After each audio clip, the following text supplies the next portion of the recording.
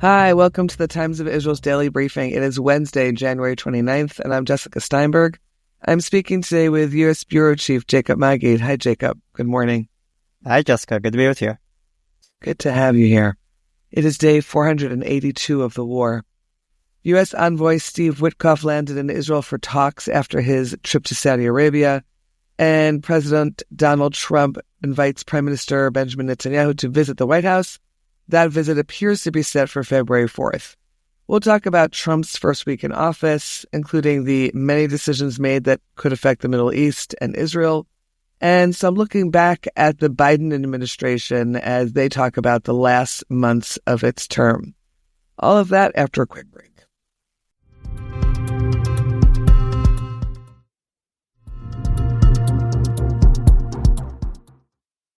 Okay, so Jacob, let's first talk about Trump's first week in office. He was getting a lot done. First, we have Steve Witkoff, who now has landed. Tell us, and of course, there's been many comments by the hostage families about President Trump, about Steve Witkoff, thanking them for everything that they did for those released hostages. Tell us what you're hearing and reporting about Steve Witkoff in this first week alone. So I would say he was probably a favorite among the hostage families, given the work he was able to do to get this deal across the finish line. And he's looking to take that momentum with him into trying to get past the first phase and into the second phase, because that's likely going to be arguably a bigger challenge. And he's talked about a little bit with the hostage family, something interesting. He himself has lost a child, and he is somehow, I guess, framed this fight for the hostages as if it's a fight for his own child. And I think that's something that's very much moved the hostage families, and also, I guess, gives them motivation and hope that he will stick leaning on the parties, both Israel and Hamas, to try to accept the compromises that are going to be necessary in order to get past this first phase. And that's what the motivation he's taking with him that brought him to Saudi Arabia, where he held meetings with the Crown Prince on Tuesday. And he's expecting to try to use Saudi support to entice Israel, I guess, with the normalization deal that's going to be really definitely dangled in front of Israel over these next few months and maybe possibly longer. But first, you really need to make sure this deal holds, because that's been a clear condition that Saudi Arabia has had. If it wants to normalize ties with Israel, it needs the war to end, and it needs Israel to agree to a Palestinian component of this deal, some sort of pathway, irreversible pathway to a Palestinian state. And that's going to be something that's very difficult with this government or any government after October 7th. But I think that's the message he was told when he was in Riyadh. And he's going to probably bring that message also to Jerusalem when he meets with Netanyahu today, and several other Israeli officials. That's on the Witkoff front, I would say. So, right. Okay, so now let's move back to Trump and some of the other statements that he's made, discussions. Let's start with moving his comment, seemingly offhand, about moving the Gazans to other countries, to other Arab countries.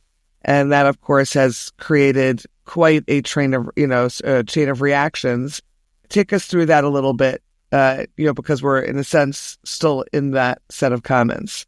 Right. These were comments Trump made to reporters several days ago, and really quite caught everyone off guard. He had been talking a little bit about how Gaza has become this just destruction zone that needs to be cleaned up. But he hadn't in the past talked about trying to move Palestinians out of Gaza. That had been something that, at least publicly, hadn't been discussed. If I would note that there was an NBC News report a couple weeks ago that talked about maybe, in order to get the reconstruction done, that you do need to move Palestinians out of Gaza to at least for a temporary amount of time, and that the U.S. was considering Indonesia as one of the countries that maybe the Palestinians could be moved to. And I guess the notion is that this is a Muslim country, it's far away from the region, doesn't have the baggage that other countries nearby have, and that they could be an interesting solution. And I guess the speculation about Indonesia further escalated when you had one of Marco Rubio, the new Secretary of State, one of his first calls that he held was with the foreign minister of Indonesia. And even in the readout the State Department issued, they made a point of mentioning that we appreciate Indonesia's efforts regarding the reconstruction and post-war period in Gaza. And maybe that the assumption that one could make after the initial report is that, okay, they're really talking seriously to Indonesia about this idea. So that was where maybe things were heading, let alone the idea that I don't think Palestinians are interested in moving into Indonesia. Right. That's, I don't think necessarily what they're concerned about, but that is why I think it was such a bombshell when Trump talked about Egypt and Jordan, because these are two countries that view the potential of hundreds of thousands, if not more, Palestinians into their territory as real existential threats that will harm their security. There's all sorts of reasons that these two countries have argued for not taking in Palestinians, especially in Egypt, when I think it really could have saved a lot of lives, probably in the beginning of the war. Egypt refused and argued that doing this will just push the Palestinian issue to another place. It doesn't really solve it. It actually intensifies it. And they did end up taking in 100,000 or so Palestinians throughout the war, but paying exorbitant fees to get in. I think the government really made a lot of money off of it, but also not really giving them citizenship or recognizing them as refugees by any means. And they're really seen as second-class citizens in Egypt. So the idea, I think that Palestinians will move there, I don't think is very enticing to many Palestinians at this point, even though the elite were the ones that went there who could afford it before. So even they're thinking this is not what they would want. And you saw both countries publicly come out against it. I think they're trying not to be too combative because they know they don't want to cross Trump the way maybe Colombia did and saw all these sanctions overnight within minutes, I guess you could say, that were put against them. So I think they're trying to maybe quietly send some messaging to the Trump administration explaining their case and why they don't think this is a good idea. But it's going to be tough. It's going to be tough if Trump decides to double down, which is what he did on Monday, again, talking about how he wanted to move forward with this. He talked to the King of Jordan and that he talked to also the President of Egypt, which was something that caught the Egyptians off guard because there had not been any call between Trump and Sisi. And again, this is something they're trying to not embarrass the president. I think maybe he had been confused by the question regarding whether he talked to Sisi, and he for some reason said he had. When he was asked how Sisi responded to this idea, he basically said, well, he believes in peace in the Middle East. So a non-answer could have been attributed to the fact that he didn't want to get into it or to the fact that there was never a call. So a very bizarre interaction that had the Egyptians confused. And I think even in the White House, there had been some confusion why Trump made those comments. They're trying to maybe sort that out privately, but it doesn't seem to be something that's going to go away. And it clearly is something I don't think necessarily that Trump thought of on his own. It seems to be, now that we talked about before the election, it was just him and Witkoff dealing with these issues. Now he's starting to be surrounded by a much larger group of advisors, and some of them maybe who support the ideas that are coming out of Israel and Netanyahu and his coalition partners who have been talking about this for a long time and who really praised Trump for making these comments. And clearly they're having an impact. And it'll be a question of whether those advisors or one advisor that's pushing this idea of having Egypt and Jordan take in Palestinians, whether those will be the people he listens to, or will the pushback that he gets and some of the quiet diplomacy that Cairo and Amman are trying to do will actually win the day, and they'll look either elsewhere or just simply accept that the Palestinians, for the most part, aren't interested in moving, and even there aren't just enough country or isn't a country available that's really interested in taking them. Right. So now let's see what happens with that February 4th visit for Netanyahu. In the meantime, we're going to take a quick break. And when we're back, we'll talk about your interview with Barbara Leaf, top Middle East diplomat. So stay with us.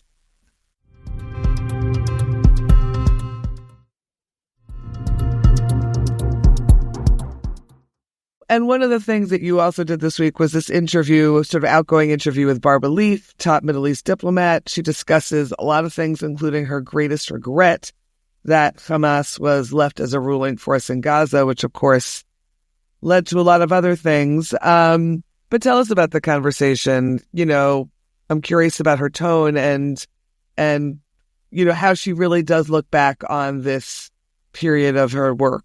This interview we talked, I think it was a couple weeks ago. So just 2 days before the ceasefire hostage deal was announced, it was already clear that we were heading in that direction, but it wasn't over the finish line. And Barbara Leaf, who served as the Assistant Secretary of State for Near Eastern Affairs, so basically the top Middle Eastern diplomat in the State Department, and she's been in the government for decades, in various different roles, a lot of them relating to the Middle East, but she's actually retiring now, or she has already entered retirement at the end of the Biden administration. So there was a lot to reflect on. We focused really on the last 4 years, of course, and chiefly on the war. And as you mentioned, there were some regrets that she talked about, and I think the most chiefly among them was this issue about a lack of plan for the day after, that we had managed to take apart Gaza and dismantle Hamas's military infrastructure, but we haven't really figured out how to put Gaza back together. And I think that is her biggest regret, that she wasn't able to, or the Biden administration hadn't been able to convince the Israeli government to try to plan for the so-called day after, the post-war management of Gaza.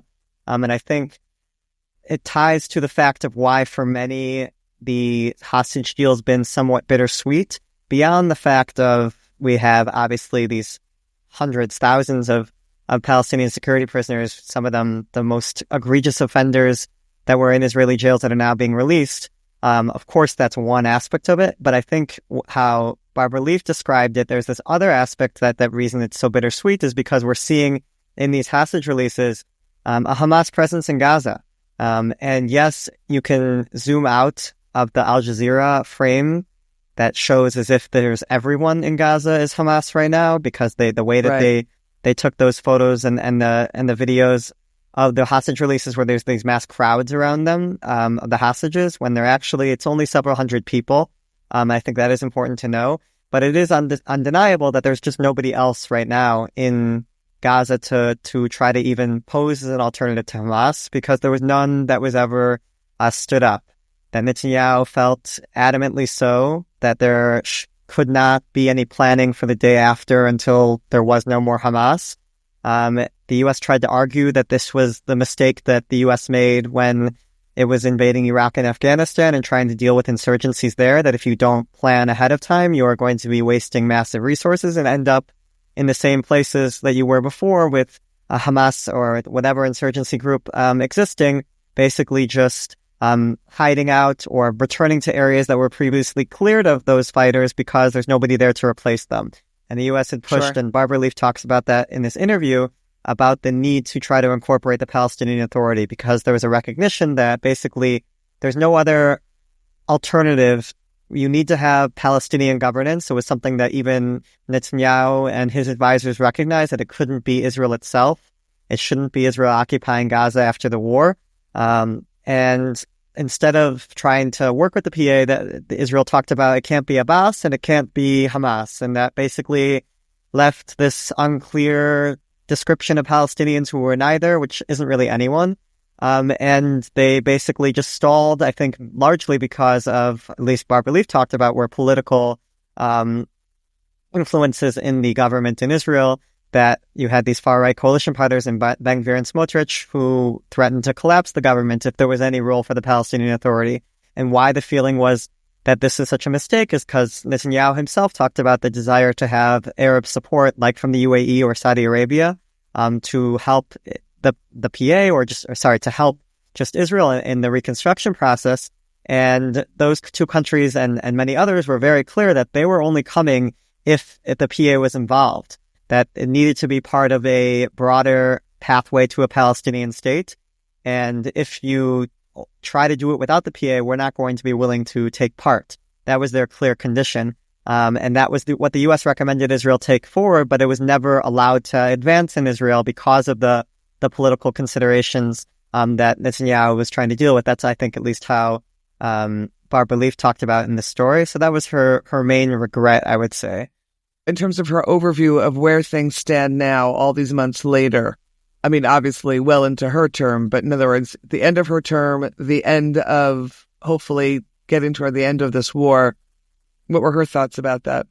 I tried to push her on how the Biden administration handled the war a little bit more beyond just the fact of post-war governance and day after frustrations, but more about how they chose when and how to pressure Israel and when and how to pressure Hamas.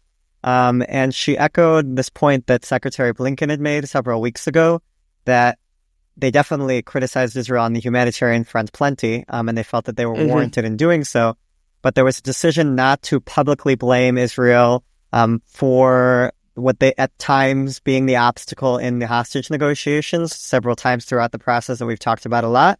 And the reason for that was the fear that this would really harm Israeli and U.S. deterrence against, that's the way she phrased it, as this issue of deterrence, that if Israel is seen as weak and isolated, then it is more susceptible, and the U.S. is more susceptible by extension to attacks from Iran and its proxies. So that was a strategic decision that was made not to criticize, which I thought was an interesting way to describe it. Recognition after the fact, basically, that Netanyahu was at times an obstacle, but a feeling that they couldn't say that publicly throughout the war without risking the U.S. and Israeli strategic position. So that was interesting. I think the bottom line, when we tried to look a little bit more optimistically about where the region is heading, it was very easy to point to Syria and Lebanon, and she didn't try to take credit for those really positive developments that we're seeing right now, that we have Syria, the fall of Assad, and Lebanon, maybe the distancing possibly of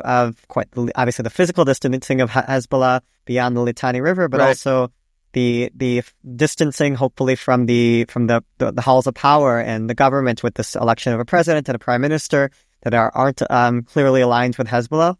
And the goal, I think her recommendations was to really, that you have to keep up with those two developments and not let them be ignored, because they I think could have lots of ripple effects for the region, possibly for other countries that have had to deal with different influences of Iran, like Iraq, and that if these cards are played well in Syria and Lebanon, I think there could be positive reverberations for the entire region. Interesting. And then finally, let's go for one last bit of sort of lighter news on your front, and really a last bit of news from the Biden administration. I'm sure not the last, but about a shipment of condoms, or an order of condoms that was made at some point in the last 16 months. Tell us about that, Jacob.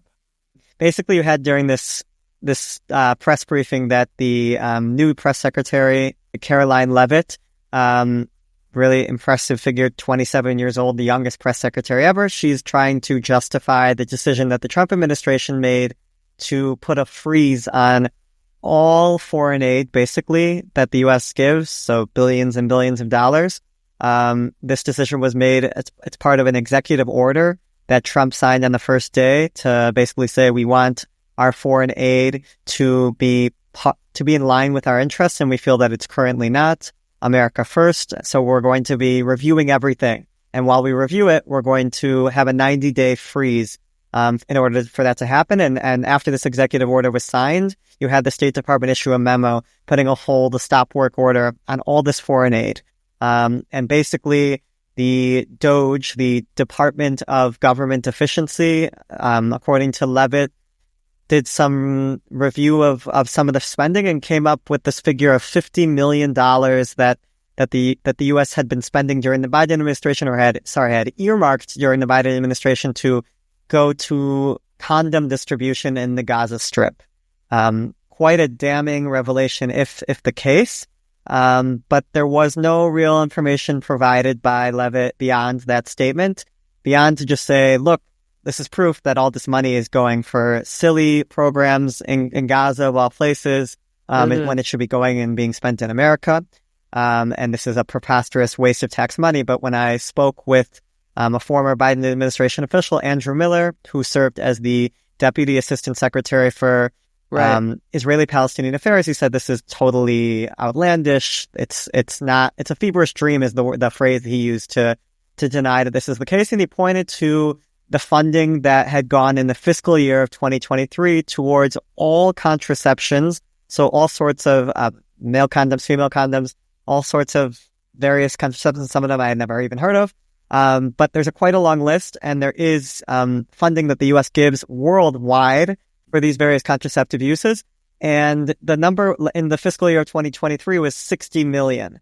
So the idea that 50 million out of 60 million is going to Gaza from the entire world, when a lot of these kinds of shipments are actually sent to Africa and other countries that have other developing countries that are in need. The idea that the 90% or whatever, the vast majority of it is going to Gaza is nonsense, and there wasn't really any figures used or charts used to show that this was actually the case. I don't expect them to ever actually put something out.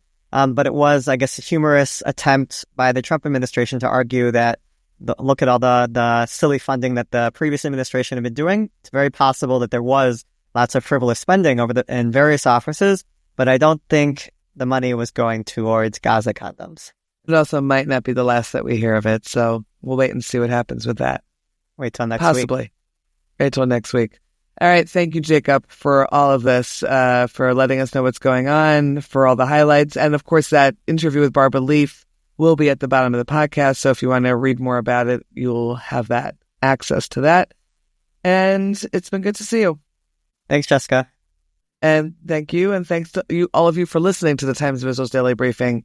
We'll be back again tomorrow with another installment. This episode is produced by the Podwaves.